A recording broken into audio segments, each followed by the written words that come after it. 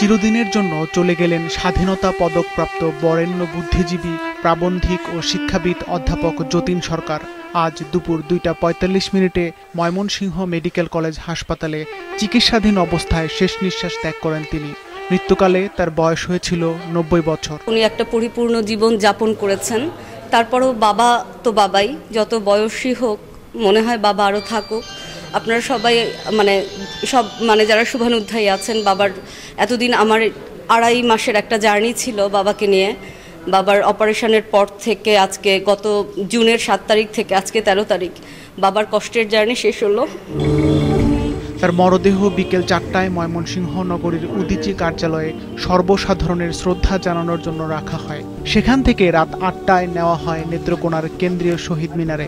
এরপর রাত 9:30টায় নেওয়া হয় জেলা উদীচী কার্যালয়ে। রাত 10টায় সিপিবি কার্যালয় থেকে মরদেহ নেওয়া হয় শহরের সাতপাইয়ে তার নিজ বাসভবনে। তার মেয়ের জামাই আসার পর সেখানেই তার অন্ত্যেষ্টিক্রিয়া সম্পন্ন হবে। আজকে 2:30টার সময় আমার বাংলাদেশের বিশিষ্ট বুদ্ধিজীবী অধ্যাপক যতীন সরকারের জীবনাবসান হয়েছে।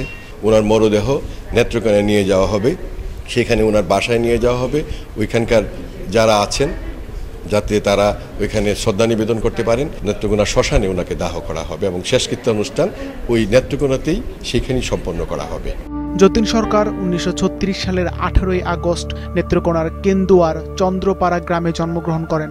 ময়মনসিংহের নাসিরাবাদ কলেজের বাংলা বিভাগের সাবেক এই শিক্ষক দীর্ঘ সময় মননশীল সাহিত্য চর্চা, বাম রাজনীতি ও প্রগতিশীল আন্দোলনের সঙ্গে যুক্ত ছিলেন।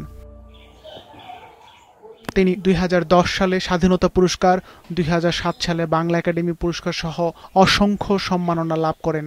জীবনের শেষ সময়টা তিনি নিজ জেলা নেত্রকোনায় কাটিয়েছেন। তার মৃত্যুতে জাতি অসাম্প্রদায়িক এক গুণী মানুষকে হারালো। সিফাত রহমান, মাছরাঙা নিউজ ডেস্ক।